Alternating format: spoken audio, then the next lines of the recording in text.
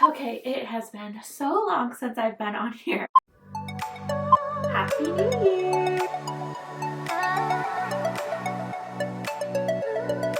Hi there, Brittany here from Just Be Crafty. If you're new here, welcome, and if not, thank you so much for coming back. And today is episode 5 of what I'm working on, and this is the first video that I'm doing in the new year, 2022, and I can't believe that we're saying that now. And this is the first talking head video that I'm doing with my new fancy camera. So I hope that this works out. First things first, I wanted to talk about some of my favorite projects from 2021. And maybe you have missed some, and maybe if you're looking for a new project to do, these might be good to have on your radar. My first project, so I think my absolute favorite project from last year, is my fall Bookshop market bag. So it's this bag. It's a fairly quick crochet. These are the handles. It's a really nice wide mouth bag, so you can fit a lot of stuff in it. And the great thing about this type of bag too is that it grows as you put stuff in it. And so this would be great. I thought that this would be really nice to take to a bookshop. I mean, you could use it for really anything. This could be a really great stash bag. You could hold a whole project in here, or maybe you're going to the yarn store and you don't want to use a plastic bag. This would be really great for that. Or for the farmer's market, really anywhere you need a bag, you could totally use this. The body of it is actually made into a giant square. So you make a giant, I forget, I think it might be 25 inches by 25 inches. I'll have the pattern linked. It's of course a free pattern, and I also have a printable version that can be purchased in my shop as well. I'll have both those options linked so you can check those out. But the construction is it's made into the mesh portion. You make just a giant square, and then eventually, do single crochets in the round around the edge of the square, and it eventually forms a bag, and then you add handles onto it. So it's pretty simple. It's actually pretty quick to work up, and this would be a really great project for summertime too. Definitely keep this on your radar. So moving on to another project. This is my Farmhouse Tea Towel Set. The pattern includes directions on how to make the tea towel as well as the dishcloth. Let that focus. Okay, there we go. And as you can see, I actually never finished weaving in these ends. This will probably end up being a gift, and so I do need to weave in these ends. But it makes a really nice sized dishcloth. I don't remember the specific measurements. It's probably about a 10 by 10 inch square. This set is made with Lily Sugar and Cream yarn, and I have the body of it is made in this denim color, and then it's finished off with a nice little picot edging detail, and that was made in the color Ecru. And so the tea towel is made in the same colors. Let that focus again. The tea towel is made in the same color scheme, but just reversed. So the body is made in ecru, and then the picot edging is made in the denim blue. This is just a really fun, quick project. I think it would make for a really great gift. My next 2021 favorite is this Faux Fur Pillow. This is a really fun make. I will say, if you are a super beginner crocheter, or if you don't like working with a fuzzy yarn, you may not like this project. If you're just learning to crochet, you definitely want to stay clear of yarn that's fuzzy like this until you fully grasp what you're doing when you make a stitch. And because with this, you can't see where you're crocheting into, so it can be a little bit difficult. But this was just made up entirely of single crochets, and the construction of this is super simple. You just make 2 single crochet squares, and then you crochet them together basically around the pillow. So the construction and the actual project is really easy. The difficult part is working with this type of yarn if you're not used to it. The next project I'm going to share is something that I've been getting a lot of use out of, at least for the past couple of weeks. Here in North Carolina, we've been getting some winter weather. I've been enjoying my Boysenberry Mittens. I'll let those focus. They're super comfortable. And now I will say, if you're in a super cold climate, as when you make things with crochet, you can see the holes in there. It's just the art of crochet. It makes an airier fabric. And I think to make these warmer, next time I would probably double up on my yarn. But honestly, for North Carolina winters, these are plenty warm enough, or at least with the temperatures that we've been getting, they're plenty warm enough for me. But if you live in a colder climate, first of all, you'd probably want to use something like wool, because wool is better at temperature regulating. So it helps keep you cooler in the summer, and it helps keep you warmer in the winter. But, down south, these are these are great. They're perfect. And then of course, this is the Boysenberry Shawl. I've talked about this. I've talked about both of these projects before. I think I actually wore this in my last episode, but it's super warm. It's just a fun set to wear together. These are projects that I'm currently working on. So this one that I'm going to talk about, I haven't shared this one yet. And this is a knitted hat that I'm working on for my husband. And this is worked in brioche. Brioche is a really fun technique. It makes for a really stretchy ribbing fabric. And when you do it with two colors, it creates this like really pretty two-toned look. This pattern is by Andrea Mowry and it is her Harlow worsted hat. I'm really enjoying this so far. So I'm getting there. I'm making this with, the yarn I'm using is Blue Sky Fibers, and this is the Woolstock worsted. And the colors I'm using are Storm Cloud and Cast Iron. So I'm assuming I think Storm Cloud is the lighter gray, and then Cast Iron is the darker gray in this. And this is a 100% fine Highland wool. And I think that this will make a really nice hat for him. He's been asking for a hat for a long time, so this is definitely a long time coming. So hopefully he likes this. I mean, he knows about it. It's not a surprise or anything. So hopefully maybe in my next episode, I'll be done with this. But anyway, so that is, so that's that. The next thing I want to talk about is my sheep sweater. So I've gotten some questions on this. If you've been here with me for the last few episodes, I've been talking about my sheep sweater that I'm making. And if you don't know what it is, it's a rowing blazer sweater. It's a replica of something that was of a sweater that was made for it was famously made for Princess Diana. And so as a Crown viewer, I of course had to make one for myself. And the last episode I talked about wanting to rip it out because I had made a mistake in some of the little sheep that are in it. So I ripped it all out and I'm starting over. The pattern, the construction of the sweater in the pattern is every piece is worked flat. So you work a front panel, a back panel, and then the arm panels. But I am switching it to work in the round simply because I don't want to have to flip my work back and forth and work in knits and then flip it over and work in purls. It's just so much quicker for me to be able to knit in the round and work every single round as a knit round. And I think I'll get a lot more even stitching that way. So here's a close-up of it. So yeah, it's looking pretty good. I'm not that far into it. I know a lot of you said don't rip it out because I had made a mistake in a whole row of sheep and I didn't really like how it's like underbelly was looking. Oh no. Okay, I need to be more careful. I think I fixed it. Okay, I'm putting this down. I don't want to mess it up. But anyway, I had asked for advice and I kindly got some advice back from you and everyone said don't pull it out. Don't pull it out. But I ultimately decided pulling it out because I think it'll just be easier to work in the round. And I'm kind of new at doing this. I don't really know how it's going to turn out. I think it'll end up being fine. But basically, I'll work it up into the round up until I get to the armpit portion. And then basically from my armpit, like up to my neckline, that'll be worked.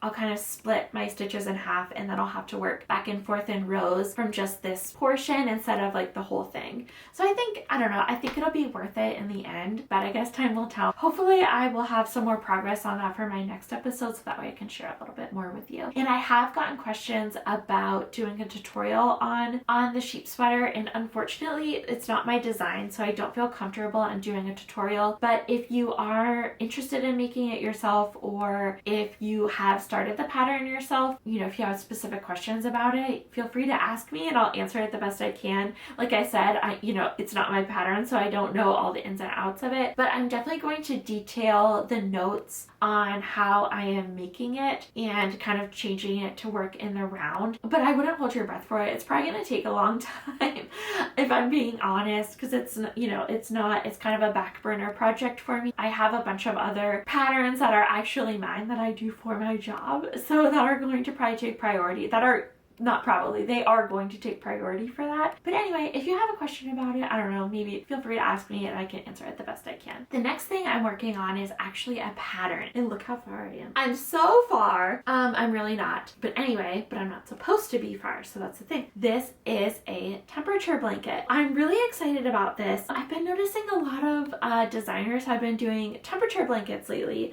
TL Yarn Crafts does one every year, and there's other designers too. And I thought felt inspired to make my own temperature blanket. Next Friday, I'm going to have a video for you that's going to talk all about temperature blankets, what they are, and how you can make one too. But basically the gist of it is, so one row of your blanket represents one day of the year. Every single day you'll be crocheting a row. You don't have to do it every single day. You'll learn about that more in my video next week. But you assign a color to temperature ranges. So for instance, like 40 to 49, you would assign purple, and then from 50 to 59 degrees you would assign blue, and so on and so forth like that. So then on a given day you would look at the temperature, and let's say it's 49, you would crochet that row in whatever color you had assigned to it. So I'm going to go into way more detail in that next week, and I'm going to tell you how you can join in on this fun too. I'm really excited about this, and I think you'll have fun with it as well, so I can't wait to share more with you on that. For this project, I'm going to be using Knit Picks Brava worsted, and it's 100% acrylic yarn. It's a medium 4 worsted weight yarn, and it's super soft. Like I said, again, I'll be sharing all the colors I'm using, a whole bunch of other goodies, so you'll learn more about that next week, so make sure you stay tuned. And if you're not already, make sure you subscribe so that you don't miss next week's video. My next project, this is one that I'm already done with, and this is going to be more of a sneak peek for you. It's another blanket, and it's actually in seed stitch. It's nice and big. It's a really nice sized throw. This is like perfect for the couch, and I can't really fit the whole thing in frame. This is my modern stripe throw, and the pattern for this is going to be releasing next week. I don't think I'm going to do a specific tutorial for this. Next week you'll be seeing a moss stitch tutorial come out for me. I have made a couple projects in the past with moss stitch, but I want to do just a separate tutorial, kind of just showing you how to do moss stitch, how to change color with moss stitch, and it'll help you both with this, the modern stripe throw, as well as the temperature blanket. So be on the lookout for that next week. But like I said, there won't be a specific video for this, but you will be able to find the pattern on my blog. One thing I want to mention, and I've had this blanket done for a while, but I've been debating on whether to release the pattern because the yarn that I use for this has been discontinued. So, which is super disappointing. It's super disappointing. This was it. I made it with, it's Lion Brand's Color Made Easy, and it's a 100% acrylic number 5 bulky weight yarn, and it's really soft. I will say though that I have found a dupe. It's not exactly the same, but it would be close enough. There are a couple other yarns that you could definitely do with this. It really doesn't matter. You could use any yarn you want, and it's super easy to customize. So because of that, I am going to release the pattern, but I just wanted to say that unfortunately the exact yarn that I used for this, it's not available, but you can still totally make this blanket with other yarn. And the yarn that I am talking about is actually it's from Knit Picks, and it's their Brava. So the other yarn I shared with you was for my temperature blanket, and that is Brava worsted, and this is Brava bulky. Focus. And this is 100% acrylic, and it's a number 5 bulky weight. I feel like it's not quite as heavy as the Color Made Easy, but this would still make a beautiful blanket. And there are a couple other yarns that you could totally use too for it, and I'll have those listed in the pattern. I'm gonna, I'll talk all about that. But anyway, Brava bulky weight is something that I definitely recommend for it. Another reason I recommend it is because it comes in an array of colors, like way more colors than Color Made Easy came in. I mean, any color you want, pretty much you'll find it in the Brava line, which is great. Those are all the projects that I'm working on right now. But I do want to share with you one other thing that I'm working on that's not actually knit or crochet. And that is, I am sewing a quilt. And this is my very first one. I've never quilted before. Kristen Lair of Wool and Vine Yarns. If you haven't heard of her, I'm sure you have. But if you haven't, in case you haven't, she sells her hand-dyed yarns, and she also has a YouTube channel where she talks about everything that she's knitting and other crafty projects she's working on. And she's been working on she's been working on quilts, I think, for the, for a little while. And I was like, oh, her quilts are beautiful. And they're just like, they're in these like trendy colors. And I don't know, I thought that they were so cute. And I was like, oh my gosh, I want to bust out my sewing machine and make a quilt too. So she definitely inspired me to make a quilt. And one of the things, I really had never had any interest in making a quilt, just because you have to have such precise cuts and measurements, and I don't know, it seemed really intimidating. And also, like, not to mention like putting colors together that like look good, it just seemed like so much work and something that I really just never had any interest in, until I realized that you could actually buy pre-cut squares. So that's exactly what I did. These are all let me grab the thing. These are all pre-cut squares, and they came in packs with the the variety of different colors. So I didn't have to like put together a color scheme. I didn't have to cut anything out. And what these are, I got them from Joann's, and it's just called fabric shapes. I of course tore the label right in the middle. It says FS. It says FS fabric shapes, and it came with 20 squares, and each square is 10 inches by 10 inches. So really all I had to do was sew these together. So that's as far as I've gotten. So this is the top layer, and you're not gonna be able to see the whole thing, but anyway, so my knitting needles are on my cart are making noises. But anyway, so I just finished this the other day. So so while I was there, so all I had to do was I got the squares in the packs, and then I picked up some batting, and oh, I'll show you these. And then I of course got the fabric that I'll use for the back, and then I picked out another contrasting color for the edges. So this is the fabric that I picked for the back, and I have no idea if I got enough. I may have to go back and get a little bit more. So it's just this really pretty, fun, cheery color, and I just wanted something cheery and bright, something that, I don't know, something that I liked. That'll be the back. And then this green polka dot I'm going to use for the edging of the quilt. And then I don't know if I mentioned, so I got those, and then I also got batting and of course some thread, and then I was pretty much good to go. So that's everything that I'm working on right now. Next up are your questions. In my last episode, Katie asked, what is the difference between a tonal, variegated, and a colorway? So a colorway is the type of color that your yarn is, and a tonal, a variegated, and a speckled yarn are all different types of colorways. So here's an example. This yarn right here would be considered a tonal. A tonal typically has one or maybe two very similar colors where you get kind of different depths of shade in the color. So you can see that there's lighter purples and there's darker purples in this. That is what you would call a tonal, and it's all really just the way in which the yarn was dyed. An example of a variegated would be something that is multicolor. So this would be something that would be variegated. So you can see, although the colors are a little bit similar, you can see distinct areas of different colors. So when you would knit or crochet this out, you would have like kind of like blocks of color. And so you can see this has like the teal, the pink, and the yellow. That is variegated. And lastly is speckled. This is considered a speckled yarn. It has a whole bunch of colors, but I wouldn't call it variegated. You can see like it's very like speckly, kind of like confetti. So this would be a speckled yarn. Those are the three different types. There probably are more. That's just what I know of, and it's all about the method in which that they were dyed that you get those different types of color. So I hope that answers your question. If you have a question that you'd like answered in my next episode, make sure you leave it in the comment section below, and I will do my best to answer it in my next episode. That's all I have for today. See you in the next one. Bye!